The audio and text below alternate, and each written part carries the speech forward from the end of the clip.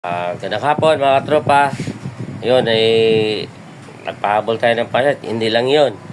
Nag-request pa yung mga bunso ko na kanin, fried rice daw. Ayan. Habol natin uli. Kasi hanggang gabi na daw to yung ano nila. Party-party.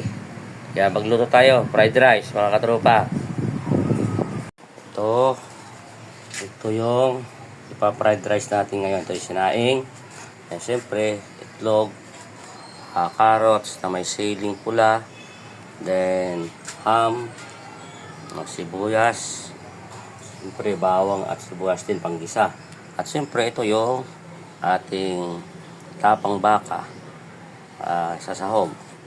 Kaya samahan nyo ko, magluluto na tayo ng sinangag, fried rice. Yan. Ito na po yung ating fried rice. Chowpan. Yan. Kain na po tayo. Salamat sa panonood. Like, share, and subscribe po. Maraming salamat po.